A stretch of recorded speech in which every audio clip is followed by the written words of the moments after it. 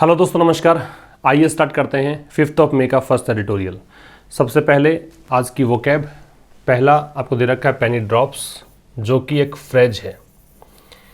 इसका मतलब होता है अचानक से कोई चीज़ को समझ लेना या रियलाइज़ करना। तो टू सडनली अंडरस्टैंड और रियलाइज समथिंग। किसी भी चीज़ को अचानक से समझ लेना या फिर रियलाइज़ करना, अनुभव करना। ठीक है। दूसरा है होल्ड ऑफ। होल्ड ऑफ एक फ्रेजल वर्ब है।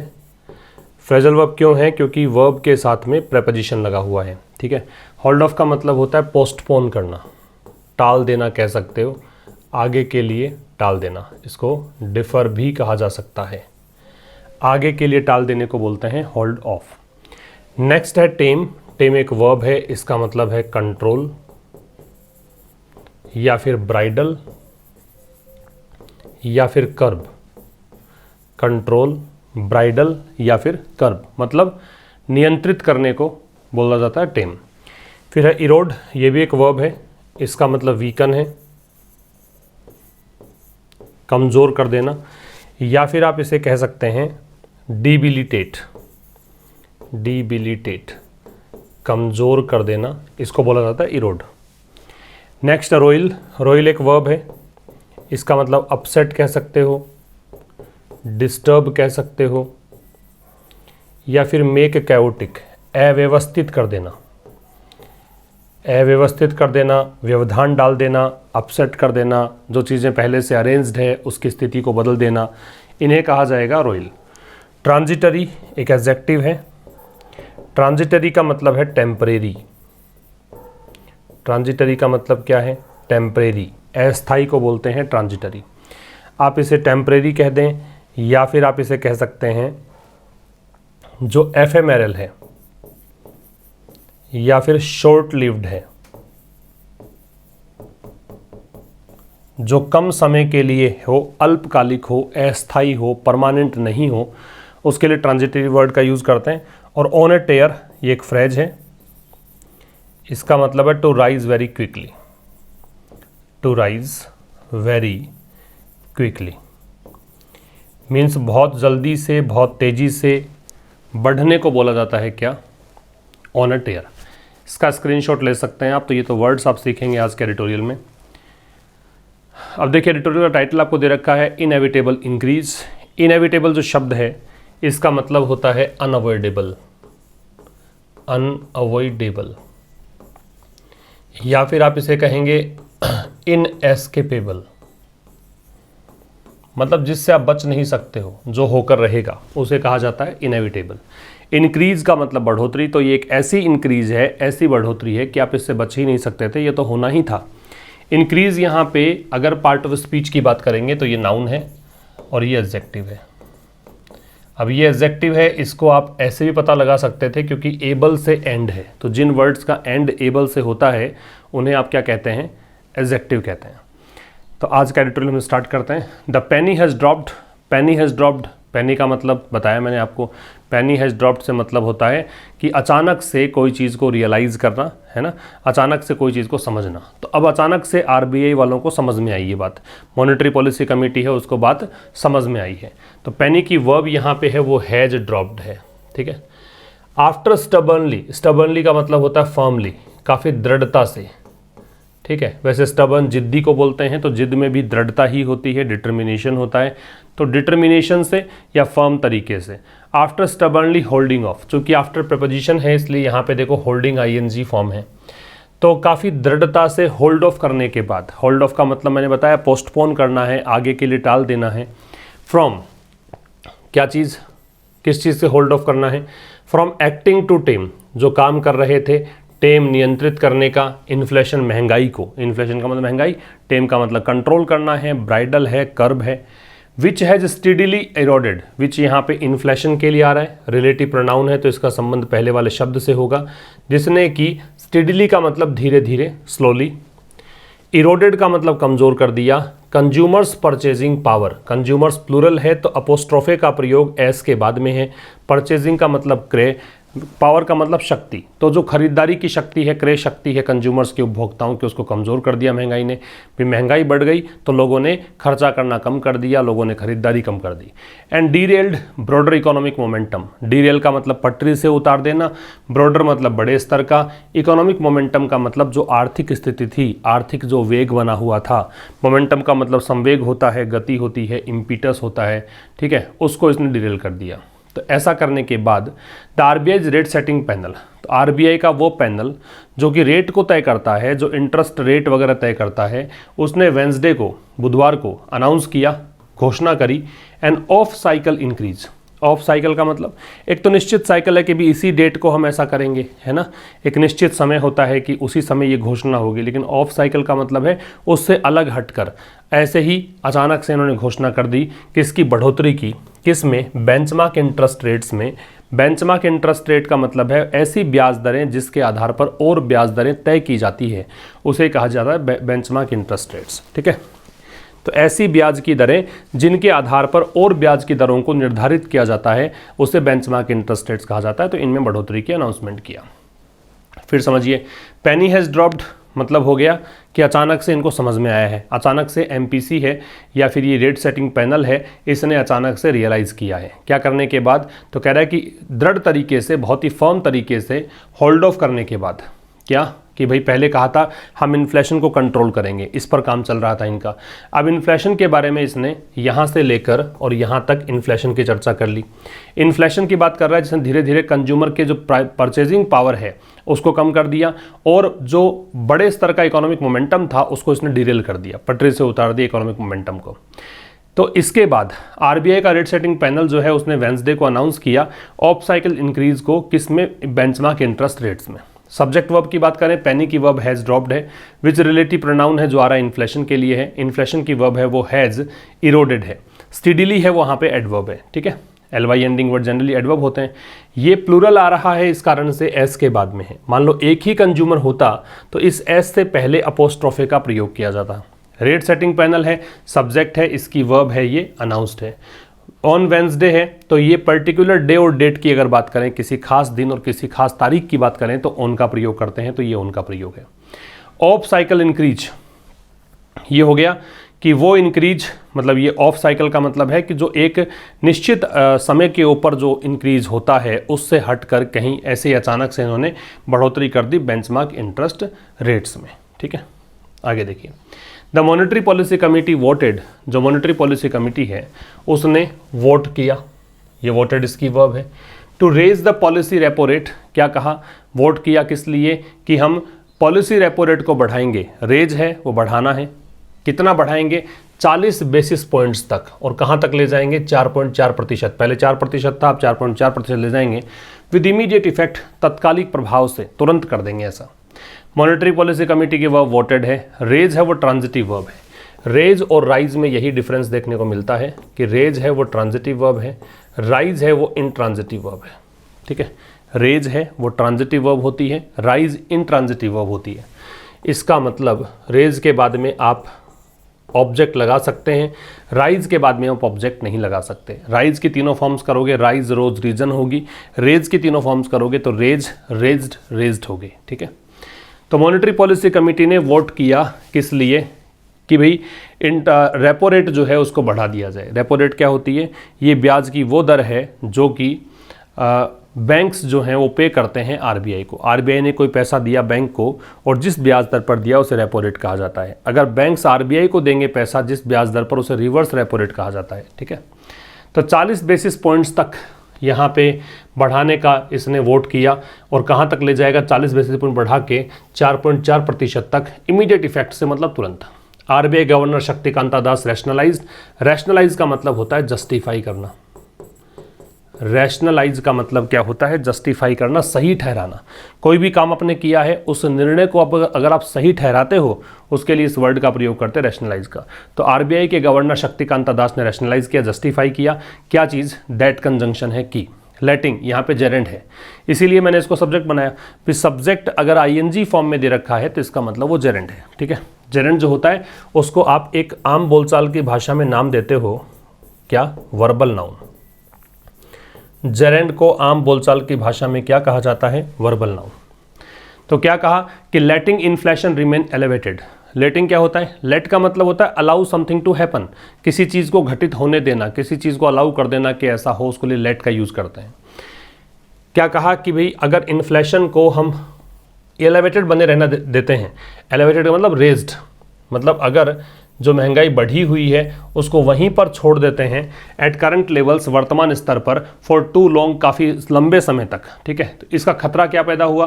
तो इसने ये खतरा पैदा किया, क्या? D anchoring inflation expectations. Inflation expectation होती है महंगाई की संभावना, महंगाई को लेकर जो एक्सपेक्टेशन आपकी है कि यहाँ इतने स्तर तक महंगाई जाएगी। डी एंकर क्या होता है? डी एंकर, एंकर का ऑपोजिट है। वैसे एंकर का मतलब होता है सिक्योर करना, फिक्स करना। डी एंकर का मतलब है कि आपने मतलब फिक्स नहीं किया, स्थिरता नहीं रखी। या फिर डी एंकरिंग का मतलब ये मान लो कि शॉर्ट टर्म पे कुछ झटके लगते हैं इकोनॉमी में, मतलब अल्पकालिक थोड़ी बहुत जो व्यवधान आते हैं उसके चलते जो लंबे समय का आपका अनुमान है वो गड़बड़ा जाता है। आपने सोचा कि 2023 में, है ना, आपने सोचा कि अगले वित्त वर्ष में इतनी महंगाई रहेगी, लेकिन शॉर्ट टर्म कुछ ना कुछ व्यवधान आए जिसके चलते आपका लॉन्ग टर्म का जो एक्सपेक्टेशन था वो गड़बड़ा गया, उसको डी एंकर बोलते हैं, ठीक है। तो इससे खतरा पैदा हो गया इस चीज़ का। एंड कॉन्सिक्वेंटली का मतलब होता है एज ए रिजल्ट ऑफ, के परिणाम स्वरूप। और इसके परिणाम स्वरूप क्या हुआ? Hurting growth and financial stability. एक तो ग्रोथ प्रभावित हुई, हर्ट मतलब चोट पहुंचाना होता है, तो यहाँ पे ग्रोथ को चोट पहुंची, कहने का मतलब वृद्धि जो होनी थी वो नहीं हुई, और वित्तीय स्थिरता जो होनी थी वो नहीं रही, ठीक है। तो आरबीआई गवर्नर शक्तिकांता दास की वो रैशनलाइज्ड है, दैट यहाँ कंजंक्शन है। तो आरबीआई के गवर्नर शक्तिकांता दास ने जस्टिफाई किया अपना ये जो निर्णय था उसको इन्होंने इस तरीके से सही ठहराया। कैसे? इन्होंने कहा कि हमने जो इन्फ्लेशन को ऊपर बने रहने दिया करंट लेवल्स पर, तो इसका क्या असर पड़ा? इससे डी एंकरिंग हो गई किस चीज़ की? इन्फ्लेशन एक्सपेक्टेशन की। हमने जो महंगाई का एक अनुमान लगा रखा था लॉन्ग टर्म का वो गड़बड़ा गया, ठीक है। और परिणाम स्वरूप इससे ये भी हुआ कि वित्तीय स्थिरता और ग्रोथ दोनों ही नेगेटिव तरीके से प्रभावित हुए, हर्ट हुए, ठीक है। आज का क्वेश्चन स्टॉल का आंसर बताना है। प्रॉस्पर होगा, काउंट होगा, ऑब्स्ट्रैक्ट होगा, कैंसिल होगा, सीधा आपको आंसर देना है। जैसे मान लीजिए आपका आंसर प्रॉस्पर है तो प्रॉस्पर लिख दीजिए केवल, है ना, 1 2 3 4 ना लिख के आप इसका आंसर लिखा करें। अगर आपको हार्ट मिलता है हमारी तरफ से, इसका मतलब आपका आंसर है वो सही है। पिछला जो सेशन था उसमें मैंने पूछा था रिवोक का सिनोनिम क्या है, ठीक है, और उसका आंसर था कैंसिल। तो जिन्होंने भी कैंसिल किया था वो सही उन्होंने किया था, ठीक है। तो यहाँ स्टॉल का सिनोनिम बताना है, और साथ ही जरूर से लाइक करके जाना है सेशन को, और अधिक से अधिक अपने दोस्तों तक पहुँचाना है, शेयर करना है सेशन। इसके अतिरिक्त बता दूं मैं आपको, टेलीग्राम चैनल को भी ज्वाइन कर लें आप। आशीष क्लासेस के नाम से टेलीग्राम चैनल है, लिंक आपको डिस्क्रिप्शन में दिया है। वहाँ पर आपको पर डे 15 से 20 क्वेश्चंस मिल रहे हैं, 15 to 20 questions per day meal रहे हैं, ठीक है। साथ में इस सेशन का PDF जल्दी ही उपलब्ध करवा दिया गया है मॉर्निंग में, तो वो आप PDF पहले से पढ़ सकते हैं, पहले से आर्टिकल तैयार कर सकते हैं, वो कैब उसकी लर्न कर सकते हैं। इसके अलावा हमने क्या यहाँ पे मिलेगा आपको, और जो भी नोटिफिकेशन होंगे, जो कुछ भी विशेष सूचनाएं होंगी वो सब इसी चैनल पर आपको मिलती हैं, ठीक है। इसके अलावा एक आशीष क्लासेस एप्लीकेशन है जहाँ पर फिलहाल एक नया कोर्स चल रहा है, SSC मेंस का प्रैक्टिस बैच, ठीक। तो SSC की जो प्रीलिम्स हुआ है उसके आंसर की जारी कर दी गई है। एक्सपेक्टेड कट ऑफ मैंने बताई थी कि 125 से 125 प्लस स्कोर अगर आपका है, जनरल कैटेगरी की बात कर रहा हूँ, तो उनका हो जाएगा, ठीक है। तो वो लोग तैयारी करना शुरू कर दें मेंस की, उसके लिए प्रैक्टिस बैच लॉन्च किया जा चुका है। प्रत्येक सेशन में 50 क्वेश्चंस हम डिस्कस कर रहे हैं, तो 50 क्वेश्चंस करते करते 100 सेशन मिलेंगे। 5000 क्वेश्चंस मेरे साथ आप डिस्कस कर चुके होंगे एग्जाम से पहले। तो बहुत उपयोगी बैच है, वो बैच आप ज्वाइन कर लें। इसके अलावा वहाँ पे ग्रामर का बैच भी है, ट्रांसलेशन का बैच भी है, कुछ ई-बुक्स भी हैं, टेस्ट भी है, फ्री टेस्ट वहाँ पे अटेम्प्ट कर सकते हैं आप। आइए आगे बढ़ते हैं। While Russia's invasion of Ukraine, तो कह रहा है यद्यपि रशिया का जो हमला रहा यूक्रेन पर, and the subsequent western sanctions, sanctions का मतलब यहाँ पे एम्बार्गो से है, सैंक्शंस से मतलब यहाँ पे बैन से है, या फिर मोराटोरियम से है, मीन्स प्रतिबंधों को बोलते हैं क्या, सैंक्शन। सब्सिक्वेंट का मतलब आफ्टरवर्ड्स है, सब्सिक्वेंट जो वर्ड है इसका मतलब है आफ्टरवर्ड्स। तो यद्यपि रशिया ने जो हमला किया यूक्रेन पर, और उसके बाद जो पश्चिमी देशों ने प्रतिबंध लगाए, मॉस्को रशिया की राजधानी है मतलब रशिया पर, तो ये दोनों चीज़ें, एक तो हमला, दूसरा प्रतिबंध। हैव रोइल्ड, रोइल का मतलब सेट कर देना। द आउटलुक फॉर प्राइसेस, तो जो नज़रिया बना के रखा था, आउटलुक क्या होता है, स्टैंड पॉइंट होता है, व्यू पॉइंट होता है, एटीट्यूड होता है।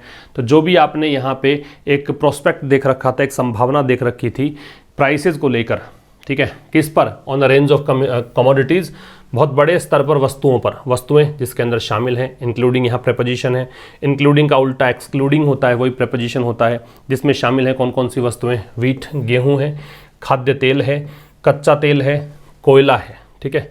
और भारत, तो इसके बाद Indian house hold perception, Bharat के जो हाउस होल्ड्स हैं, जो मतलब घरेलू लोग हैं, उनकी जो परसेप्शन है, परसेप्शन का मतलब अंडरस्टैंडिंग, समझ, अंडरस्टैंडिंग, नॉलेज, इसको बोलते हैं क्या, परसेप्शन। तो इनकी जो समझ है और एक्सपेक्टेशंस हैं इन्फ्लेशन को लेकर जो इनका एक संभावना इन्होंने लगा रखी है, हैव बीन रनिंग वेल, तो वो संभावनाएं कहीं ज़्यादा चल रही है। किससे ज़्यादा, तो लेवल में ऊपर होने के लिए हम क्या करते हैं, अबव का प्रयोग करते हैं, ठीक है, और लेवल में नीचे होने के अर्थ में अबव का उल्टा बिलो लगाते हैं। तो ये कहीं ज़्यादा है किससे, आरबीआई का जो अपर टॉलरेंस थ्रेशोल्ड है, थ्रेशोल्ड का मतलब है लिमिट, टॉलरेंस का मतलब है एंड्योरेंस, सहनशीलता। तो इन्होंने कह रखा आरबीआई ने कि हमें लगता है कि हम इतना अफोर्ड कर सकते हैं कि 6% तक महंगाई चले, लेकिन भारतीय हाउस होल्ड जो हैं वो 6% ज़्यादा का अनुमान लगा रखे हैं फॉर मोर देन 2 ईयर्स, कब से, 2 सालों से अधिक समय हो गया है, ठीक है। एक बार फिर से समझिए, फिर इसके पीछे की ग्रामर, जो वर्ड्स हैं उसको देखेंगे। तो यद्यपि रशिया का जो इन्वेजन है यूक्रेन को लेकर, और जो उसके बाद वेस्टर्न सैंक्शंस लगे रशिया पर, इन्होंने जो प्राइसेस को लेकर आउटलुक था उसको इसने तहस नहस कर दिया है, डिस्टर्ब कर दिया है, अपसेट कर दिया है। किसकी प्राइसेस की बात है, रेंज ऑफ कमोडिटीज़ हैं, बहुत सारी वस्तुएँ हैं, उन वस्तुओं में ये शामिल हैं, व्हीट है, एडिबल ऑयल है, क्रूड ऑयल है, कोयल है, ये कोल है। तो ये तो हो गया एक उपवाक्य वाइल से लेकर यहाँ तक। अब दूसरा उपवाक्य यहाँ से स्टार्ट होता है। फिर भी भारतीय हाउस होल्ड्स का जो परसेप्शन है और एक्सपेक्टेशन है महंगाई को लेकर, वो 2 साल से अधिक समय हो गया है, इनको 6% से अधिक की इन्होंने एक्सपेक्टेशन लगा के रखी है महंगाई की। और ये जो 6% वाला जो एक लिमिट है, ये आरबीआई ने तय कर रखा है कि ऊपरी एक टॉलरेंस थ्रेशोल्ड तय कर रखा है कि ऊपर तक हम अधिक से अधिक मैक्सिमम लेवल पर इतना हम सहन कर सकते हैं, ठीक है। तो ये आपके सब्जेक्ट हुए, एंड के पहले ये वाला सब्जेक्ट, एंड के बाद ये सब्जेक्ट। इसकी वर्ब है वो हैव रोइल्ड है, दूसरा इंक्लूडिंग है वो प्रेपोजिशन है, परसेप्शन एक्सपेक्टेशन सब्जेक्ट है, इसकी वर्ब हैव बीन रनिंग है, वेल यहाँ पे एडवर्ब है, याद रखना गुड एडजेक्टिव होता है, वेल एडवर्ब होता है। गुड की डिग्री बनाओगे तो गुड की डिग्री कंपैरेटिव बनेगी बेटर, और सुपरलेटिव क्या बनेगी, बेस्ट। और वेल की डिग्री बनाओगे तो वेल की डिग्री कंपैरेटिव बेटर, और सुपरलेटिव क्या, बेस्ट। इसका मतलब दोनों की डिग्री सेम है, कंपैरेटिव सुपरलेटिव, बस फ़र्क ये है कि गुड है वो एडजेक्टिव होता है, वेल एडवर्ब होता है। एक बात ये भी ध्यान रखना कि जब फॉर या सिंस के साथ आप टाइम लगाते हो, तो यहाँ देखो फॉर है और इसके बाद टाइम है, तो फॉर या सिंस के साथ अगर टाइम आप लगाते हैं तो उसमें परफेक्ट कंटिन्यूअस का प्रयोग किया जाता है। फॉर या सिंस के साथ टाइम होने पर परफेक्ट कंटिन्यूअस लगाते हैं, तो यहाँ पे हैव बीन रनिंग, ये परफेक्ट कंटिन्यूअस है, ठीक है ना। तो ये हो गया फॉर या सिंस के साथ टाइम होने पर क्या लगाना है, इस बात। अबव है वो लेवल में ऊपर होने के लिए आता है, और लेवल में नीचे होने की अगर बात करेंगे तो उसके लिए बिलो का प्रयोग करते हैं, ठीक है। आगे देखिए, that the RBI has been forced to act now, अब आरबीआई मजबूर है, has been forced passive voice है, आरबीआई अब मजबूर है कि अब इसको कुछ ना कुछ एक्शन लेना पड़ेगा। आफ्टर इंसिस्टिंग दैट, इस बात पर जोर देने के बाद, इंसिस्ट का मतलब जोर देना है, किसी चीज़ को कंटिन्यू करना है, इस बात पर जोर देने के बाद, दैट की ये कंजंक्शन है, प्राइस प्रेशर्स वर ट्रांजिटरी, कि जो कीमतों का दबाव जो थे वो कैसे थे, टेम्परेरी थे, ट्रांजिटरी एडजेक्टिव है, और वर यहाँ पे लिंकिंग वर्ब है, तो ट्रांजिटरी यहाँ पे कॉम्प्लीमेंट होगा। जब लिंकिंग वर्ब आती है सेंटेंस में तो उसके बाद में जो शब्द आता है वो कॉम्प्लीमेंट होता है, और कॉम्प्लीमेंट किसी भी सेंटेंस में या तो नाउन होता है या प्रोनाउन होता है या एडजेक्टिव होता है, याद रखना, ठीक है। तो प्राइस प्रेशर जो थे वो ट्रांजिटरी थे, टेम्परेरी थे, शॉर्ट लिव्ड थे। अब यहाँ से यहाँ तक का जो पूरा क्लोज है, अब इसके लिए दैट का प्रयोग किया, दैट इज़ बिलेटेड, तो ये जो चीज़ है ये बिलेटेड है, ठीक है। अब ये चीज़ बहुत ही देरी से हो रही है, मतलब कहने का मतलब जो आरबीआई यहाँ पे अब मजबूर हुआ है, एक्शन लेने के लिए काफ़ी देरी से हुआ है, लेकिन फिर भी वेलकम एक्नॉलेजमेंट, एक्नॉलेजमेंट का मतलब होता है कन्फेशन, स्वीकार करने का प्रोसेस, या फिर आप इसे कहेंगे एडमिटेंस। लेकिन फिर भी ये स्वागत योग्य कदम है कि इन्होंने कम से कम स्वीकार तो किया है that the economic cost of, की जो आर्थिक कीमत है किसकी, फेलिंग, असफल होने की। असफल किस चीज़ को, प्राइस स्टेबिलिटी को आप एंकर नहीं कर पाए। प्राइस स्टेबिलिटी, कीमतों की स्थिरता, एंकर करना मतलब फिक्स करना, सिक्योर करना, कैन पोटेंशियली बी फार मोर डेलेटेरियस। तो इस चीज़ में असफल रहने की जो कीमत चुकानी पड़ेगी ना, पोटेंशियली मतलब पॉसिबली या लाइकली या फिर पॉसिबली, तो ये जो कीमत चुकानी पड़ेगी ये संभवतया बी फार मोर डेलेटेरियस, ये हो सकती है क्या, डेलेटेरियस का मतलब होता है डेट्रीमेंटल, हानिकारक हो सकती है, हार्मफुल हो सकती है, टू ग्रोथ, किसके लिए, वृद्धि के लिए, देन अ रिलेटिव डिक्रीज, किसकी तुलना में, जो तुलनात्मक रूप से कमी आई है, किसमें, in the availability of low cost credit. Low cost credit का मतलब हो गया वो लोन, क्रेडिट मतलब लोन है, ऋण है, वो ऋण जो कम ब्याज पर मिलता है उसकी तुलना में। ठीक है, एक बार फिर समझना, आरबीआई यहाँ पे मजबूर हुआ है एक्शन लेने के लिए। ठीक है, किसके बाद, इस चीज़ को इंसिस्ट करने के बाद कि प्राइस प्रेशर्स जो थे ट्रांजिटरी थे। पहले तो आरबीआई कह रहा था कि जो ये कीमतों का दबाव पड़ रहा है ना, ये अल्पकालिक है, अस्थायी है, शॉर्ट लिव्ड है। अब यहाँ पे आरबीआई मजबूर हुआ है, तो इसको देखो, ये जो यहाँ से लेकर यहाँ तक जो बात की है, इसके लिए इसने दैट लगा दिया। ठीक है, और ये जो काम हुआ है ये बिलेटेड तो है, देरी से तो हुआ है, लेकिन फिर भी यट है, वो कॉन्ट्राडिक्टरी स्टेटमेंट के लिए आता है, फिर भी ये वेलकम एक्नॉलेजमेंट है, ये स्वागत योग्य कन्फेशन है, एडमिटेंस है, स्वीकार कर सकते हो आप इस चीज़ को, that the economic cost of, कि जो आर्थिक कीमत चुकानी पड़ रही है, किस लिए, कि असफल रहे हैं आप, प्राइस स्टेबिलिटी को सिक्योर नहीं कर पाए, कीमतों की स्थिरता को आप फिक्स नहीं कर पाए, इसमें जो असफल रहे हैं उसकी कीमत जो है वो संभावित रूप से कहीं ज़्यादा हानिकारक हो सकती है ग्रोथ के लिए, किसकी तुलना में, रिलेटिव डिक्रीज। भाई यहाँ पे जो लो कॉस्ट क्रेडिट जो है वो अब उपलब्ध नहीं हो रहा है, उससे जो हानि हो रही है उससे ज़्यादा हानि इस चीज़ से हो सकती है, ग्रोथ के लिए ज़्यादा डेलेटेरियस हो सकता है। ठीक है, to cite mister Das, cite का मतलब रेफर करना है, मेंशन करना है। अब मिस्टर दास ने जैसा कहा है उसको देखिए, क्या कहा कि सस्टेन्ड हाई इन्फ्लेशन, सस्टेन्ड का मतलब है कंटिन्यूस, लगातार, परसिस्टेंट। इन्होंने कहा कि लगातार जो उच्च महंगाई बनी हुई है, हर्ट्स सेविंग्स, इससे क्या चीज़ प्रभावित होगी नेगेटिव रूप से, सेविंग्स, आपकी बचत प्रभावित होगी, इन्वेस्टमेंट प्रभावित होगा, कॉम्पिटिटिवनेस, प्रतिस्पर्धा का जो माहौल है प्रभावित होगा, एंड आउटपुट ग्रोथ, आउटपुट का मतलब होता है प्रोडक्शन। ठीक है, तो जो प्रोडक्शन होना चाहिए, जो उत्पादन होना चाहिए, उसकी जो ग्रोथ है वो प्रभावित होगी। ठीक, तो सस्टेन्ड हाई इन्फ्लेशन से, ये मिस्टर दास के वर्ड्स हैं, इसीलिए इसने साइट लिखा है कि उनके वर्ड्स के अनुसार अगर बात करें तो इन्होंने कहा कि जो सस्टेन्ड हाई इन्फ्लेशन है, लगातार जो उच्च महंगाई बनी हुई है, इससे ये चीज़ें आहत होती हैं। ठीक है, इट हैज़ प्रोनाउंस्ड का मतलब है स्ट्राइकिंग, या फिर आप इसे कहेंगे कॉन्स्पिक्यूअस मतलब स्पष्ट, ये प्रोनाउंस्ड है। तो it has pronounced adverse effects, adverse का मतलब है ऑपोजिट, ठीक है, विपरीत, इफेक्ट्स प्रभाव। तो इस चीज़ के बिल्कुल स्पष्ट विपरीत प्रभाव हैं, किस पर, पुअरर सेगमेंट्स, जो गरीब तबका है उस पर, सेगमेंट का मतलब हिस्सा होता है, भाग होता है। तो इसके बहुत ही स्पष्ट से नेगेटिव इफेक्ट्स हैं, किस चीज़ पर, जो गरीब तबका है उस पर। कैसे, by eroding their purchasing power, क्योंकि इससे क्या होगा, इरोड हो जाएगा, इरोड का मतलब बताया था, वीकन हो जाएगा, कमज़ोर पड़ जाएगा, क्या, उनकी क्रय शक्ति, किनकी, गरीबों की क्रय शक्ति। ठीक है, in explaining its decision to raise borrowing cost for the first time in 45 months, in explaining, इसको समझाकर, क्या, अपना निर्णय, किस चीज़ का निर्णय, कि बोरोइंग कॉस्ट जो है, बोरो का मतलब उधार लेना होता है, उधार लेने की कॉस्ट का मतलब जो भी ब्याज दर आप पे करते हैं उधार लेने के लिए, वो जो कॉस्ट है, फॉर द फर्स्ट टाइम, पहली बार 45 महीनों में। ठीक है, तो इस चीज़ को समझाने में क्या समझाया कि भाई हमने जो ये बोरोइंग कॉस्ट बढ़ाई है, कि अगर आप पैसा उधार लोगे अब तो आपको ज़्यादा इंटरेस्ट रेट पे करना पड़ेगा, हमने जो निर्णय लिया है 45 महीने में पहली बार हमने ऐसा बढ़ाया है, तो ऐसा करके एमपीसी, अब एमपीसी के लिए ही इट्स आ रहा था, ये एमपीसी का डिसीजन है, मॉनेटरी पॉलिसी कमेटी को बोलते हैं। इसने क्या किया है, एक्नॉलेज किया है, इसने ये स्वीकार किया है that the overall outlook for inflation, कि जो कुल मिलाकर आउटलुक है, कुल मिलाकर जो एक स्टैंड पॉइंट है, व्यू पॉइंट है महंगाई को लेकर, वो डार्कन हो गया है। डार्कन हो गया मतलब ग्लूमी हो गया है, निराशा है वहाँ पे। कंसिडरेबली का मतलब होता है काफ़ी सिग्निफिकेंट तरीके से कह सकते हो, काफ़ी ज़्यादा, बहुत ज़्यादा।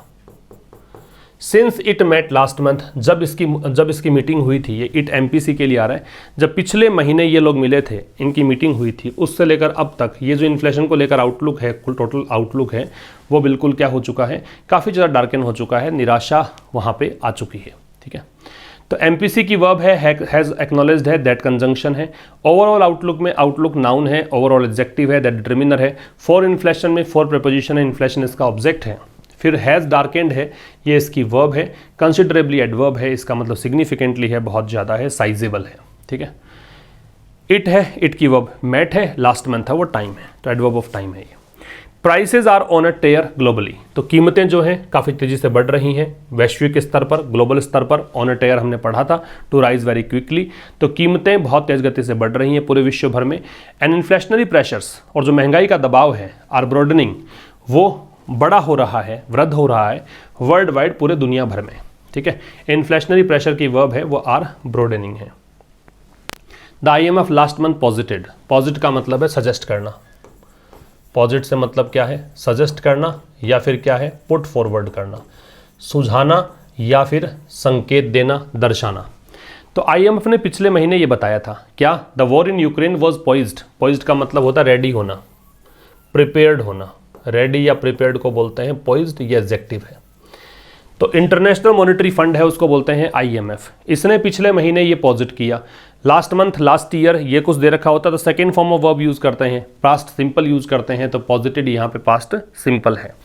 तो IMF ने पिछले महीने ये दर्शाया, ये पॉजिट किया, that the war in Ukraine was poised, कि जो लड़ाई चली यूक्रेन में, ये बिल्कुल तैयारी कर रखी थी इस लड़ाई ने, क्या, कि ना केवल ये लड़ाई ग्लोबल ग्रोथ जो है 2022 में, उसको ये स्लो कर देगी।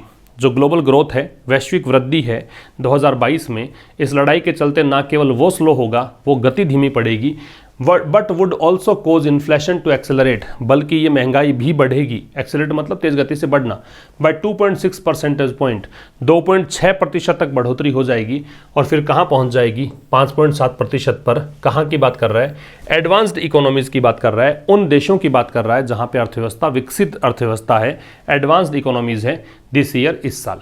और क्या करेगा, and spur a more appreciable quickening, spur का मतलब प्रेरित करना होता है, एनकरेज करना होता है, पुश करना होता है, आगे बढ़ाना होता है। एप्रिशिएबल का मतलब काफ़ी ज़्यादा, साइजेबल, एप्रिशिएबल का मतलब साइजेबल, या फिर आप इसे कंसिडरेबल कह सकते हैं, एडजेक्टिव है।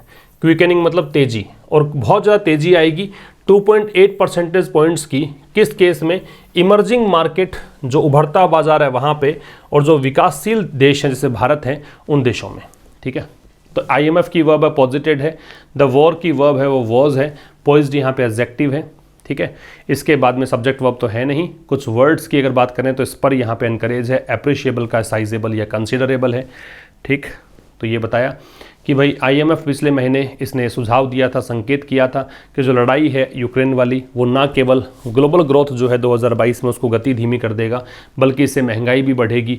अगर एडवांस्ड इकोनॉमीज़ की बात करें तो 2.6 परसेंटेज पॉइंट का फ़र्क पड़ जाएगा और यहाँ पहुँच जाएगी। और वैसे अगर इमर्जिंग मार्केट और डेवलपिंग इकोनॉमीज़ में बात करें तो इतनी बढ़ जाएगी। ठीक है, with central banks in advanced economies led by the US federal reserve, इस चीज़ के साथ कि जो केंद्रीय बैंक होते हैं, हर देश का एक केंद्रीय बैंक है, हमारा केंद्रीय बैंक है वो RBI है, US का है वो फेडरल रिजर्व है। ठीक है, तो इन एडवांस्ड इकोनॉमीज, ये उनकी बात है जो विकसित देश हैं, led by the US federal reserve, तो US फेडरल रिजर्व के नेतृत्व में जो केंद्रीय बैंक हैं एडवांस्ड इकोनॉमीज़ में, अब ये क्या कर रहे हैं, ये परस्यू कर रहे हैं। परस्यू का मतलब होता है फॉलो करना, चेज करना, पीछा करना, अनुकरण करना, a path of policy normalisation, ये एक रास्ता अपना रहे हैं। किसका, पॉलिसी नॉर्मलाइजेशन का, पॉलिसी को सामान्य करने का। ठीक है, द प्रोस्पेक्ट्स, तो इसके चलते जो संभावनाएं हैं, प्रोस्पेक्ट का मतलब है पॉसिबिलिटी, तो जो संभावनाएं हैं किसकी, वॉलेटिलिटी मतलब चेंजेबिलिटी, चेंजेबिलिटी। ठीक है, मतलब परिवर्तनशीलता। मर्क्यूरियल को बोलते हैं वॉलेटाइल, आप लिख लें इसको। वॉलेटाइल जो शब्द है इसका मतलब है मर्क्यूरियल, मतलब परिवर्तनशील। तो जो संभावनाएं हैं वॉलेटिलिटी की कैपिटल फ्लोज में, कैपिटल फ्लोज का मतलब पूंजी का जो प्रवाह है उसके अंदर जो चेंज की संभावनाएं हैं। एडिंग प्रेशर, वो दबाव बढ़ा रहा है किस पर, एक्सचेंज रेट पर। एंड कॉन्सिक्वेंटली, परिणाम स्वरूप हाइटेनिंग बढ़ा रहा है। हाइटन का मतलब बढ़ाना, इंक्रीज करना। द रिस्क, खतरों को। खतरा किसका, imported inflation have also surely clear the pitch for the RBI। Clear the pitch का मतलब होता है स्पॉइल करना। जो भी आपने योजना बना रखी है, जो कुछ भी आपने प्लान कर रखा है, उसको स्पॉइल करना, रूइन करना, उसको बोलता है क्लियर द पिच। एक बार फिर समझना। तो इस चीज़ के साथ कि जो यूएस का फेडरल रिजर्व है, यूएस का केंद्रीय बैंक फेडरल रिजर्व जिसको बोलते हैं, इसके नेतृत्व में जो एडवांस्ड इकोनॉमीज़ में जो केंद्रीय बैंक हैं वो लोग एक रास्ता अपना रहे हैं पॉलिसी नॉर्मलाइजेशन का। इसके चलते जो कैपिटल फ्लोज के अंदर परिवर्तनशीलता की जो संभावनाएं हैं वो यहाँ पे क्या कर रही है, दबाव बढ़ा रही है एक्सचेंज रेट पर। और परिणाम स्वरूप जो रिस्क हैं किस चीज़ की, इंपोर्टेड इन्फ्लेशन की, मतलब महंगाई। और महंगाई कौन सी, इंपोर्ट की हुई। इंपोर्ट की हुई मतलब दूसरे देशों से फ़र्क पड़ रहा है जो महंगाई का, वो जो एक रिस्क है वो बढ़ रहा है। इन चीज़ों ने क्या कर दिया है, निश्चित रूप से RBI के लिए राह मुश्किल कर दी है। RBI ने जो प्लानिंग कर रखी थी, RBI ने जो एक अनुमान लगा रखा था, उसको इसने तहस नहस कर दिया है, डिस्ट्रॉय कर दिया है। The fact that the novel corona virus is still lurking. Lurk का मतलब है एग्जिस्ट करना। लर्क का मतलब है एग्जिस्ट करना, मतलब अस्तित्व में तो है लेकिन नोटिसेबल नहीं है, दिख नहीं रहा है, लेकिन है, अभी गया नहीं है। तो ये जो फैक्ट है, क्या फैक्ट, कि जो नोवेल कोरोना वायरस है, स्टिल एक एडवर्ब है, इसका मतलब होता है इवन नाउ। तो नोवेल कोरोना वायरस अभी भी है, ठीक है। And it could trigger, trigger का मतलब होता है स्पर करना, प्रेरित करना। और ये क्या कर सकता है, स्पर कर सकता है अ फ्रेश वेव ऑफ इन्फेक्शंस, संक्रमण की एक नई लहर ला सकता है। एज सीन इन चाइना, जैसा कि चाइना में देखा गया है, एक नई लहर आ चुकी है। तो ये जो फैक्ट है ना, ये ऐड करता है कंसिडरेबली टू द अनसर्टेनिटी, मतलब बहुत बड़े स्तर पर ये अनिश्चितता को बढ़ाता है। कंसिडरेबली आ गया मतलब सिग्निफिकेंटली है, साइजेबल है, बड़े स्तर पर है, अनसर्टेनिटी को बढ़ाता है। तो ये फैक्ट, सब्जेक्ट देखो, सब्जेक्ट ये है, इसकी वर्ब ये एड्स है, subject verb, adverb to preparation, ये इसका ऑब्जेक्ट, द डिटरमिनर। तो जो फैक्ट है ये यहाँ पे अनिश्चितता को बड़े स्तर पर बढ़ाता है। क्या फैक्ट, कि नोवेल कोरोना वायरस अभी भी एग्जिस्ट करता है और ये फ्रेश वेव ऑफ इन्फेक्शन है उसको क्या कर सकता है, ट्रिगर कर सकता है, जैसा कि चाइना में देखा गया।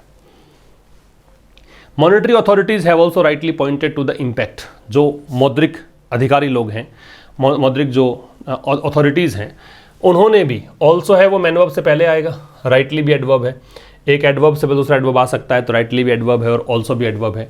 तो मॉनेटरी अथॉरिटीज़ ने बिल्कुल सही यहाँ पे इशारा किया है, पॉइंट के साथ टू लगता है इशारा करना, किस तरफ, इम्पैक्ट की तरफ, प्रभाव की तरफ। प्रभाव कौन सा, that the increase in domestic pump prices, कि जो घरेलू स्तर पर पंप प्राइसेस जो बढ़ रहे हैं पेट्रोलियम प्रोडक्ट्स के, जो पेट्रोल डीजल की कीमतें बढ़ रही है, हैव हैड ऑन इन्फ्लेशन। तो ये प्रभावों की ओर इशारा किया है, वो प्रभाव जो इन इंक्रीजेस से पड़ा है महंगाई पर, ठीक है। मॉनेटरी अथॉरिटीज़ ने बिल्कुल सही इशारा किया है उस प्रभाव की ओर, जो प्रभाव कीमतों में बढ़ोतरी के कारण पड़ा है महंगाई पर। कीमतों में बढ़ोतरी किस में, पेट्रोलियम प्रोडक्ट्स की बढ़ोतरी जो हुई है, जो पेट्रोल डीजल की कीमतें बढ़ी है, उसके कारण महंगाई पर जो असर पड़ा है उस ओर इन्होंने इशारा किया है। मॉनेटरी अथॉरिटीज़ की वर्ब हैव पॉइंटेड है और इंक्रीज की वर्ब है वो हैव, मतलब the increase in domestic pump prices of petroleum products have had, ठीक है, ये इसकी वर्ब है। द ओनस, ओनस का मतलब होता है जिम्मेदारी, रेस्पॉन्सिबिलिटी, रेस्पॉन्सिबिलिटी। तो जो जिम्मेदारी है, इज नाउ स्क्वायरली, स्क्वायरली मतलब डायरेक्टली, बिल्कुल सीधे सीधे, ठीक है। तो जिम्मेदारी सीधी सीधी किस पर है, RBI पर, एंड फिस्कल अथॉरिटीज और वित्तीय जो अधिकारी लोग हैं उन पर, कि क्या करें वो, to move in lock step, lock step मतलब कदम से कदम मिलाकर चलें, साथ साथ में चले, अग्रीमेंट में चलें, and take every possible measure, और हर एक संभावित जो कदम उठा सकते हैं वो उठाएं, जिसमें शामिल है कटिंग फ्यूल टैक्सेस, फ्यूल जो टैक्स लगता है, पेट्रोल डीजल पर जो टैक्स लेती है सरकार, उसको कटौती करें, to keep inflation from running away, जिससे क्या होगा, इससे आप जो महंगाई है जो अनियंत्रित रूप से भाग रही है उसको आप रोक पाएंगे, and landing the economy in stagflation, और क्या चीज़ रोक पाएंगे कि इकोनॉमी जो है कहीं ऐसा ना हो कि लैंड कर जाए स्टैगफ्लेशन में। स्टैगफ्लेशन क्या होता है, एक तरफ तो इन्फ्लेशन होती है, महंगाई बढ़ती है, दूसरी तरफ स्टैगनेंट हो जाती है अर्थव्यवस्था, मतलब मांग खत्म हो जाएगी, कंज्यूमर का जो इन्वेस्टमेंट है वो ख़त्म हो जाएगा, है ना, स्टैगफ्लेशन ये है। अनएम्प्लॉयमेंट आ जाएगा, बेरोजगारी आ जाएगी, गतिविधियाँ बिल्कुल एकदम निष्क्रिय पड़ जाएंगी, है ना, और साथ में महंगाई बढ़ेगी, तो उसको बोलते हैं स्टैगफ्लेशन, स्टैग्नेंट प्लस इन्फ्लेशन। फिर समझिए, अब जिम्मेदारी पूरी सीधी सीधी किस पर है? आरबीआई पर। और किस पर? फिस्कल अथॉरिटीज़ पर। क्या जिम्मेदारी है कि वो लॉक स्टेप में मूव करें, मतलब कदम से कदम मिलाकर चलें और हर एक पॉसिबल मेजर लें, हर एक पॉसिबल कदम उठाएं, जिसमें शामिल है फ्यूल टैक्सेस को कटौती करें। किस लिए? ताकि महंगाई को अनियंत्रित होने से रोका जा सके और इकोनॉमी को स्टैगफ्लेशन में लैंड करने से रोका जा सके। ठीक है, तो ये था आज के इस एडिटोरियल में। अब मिलेंगे कल एक नए सेशन के साथ, तब तक के लिए नमस्कार, थैंक्स अ लॉट।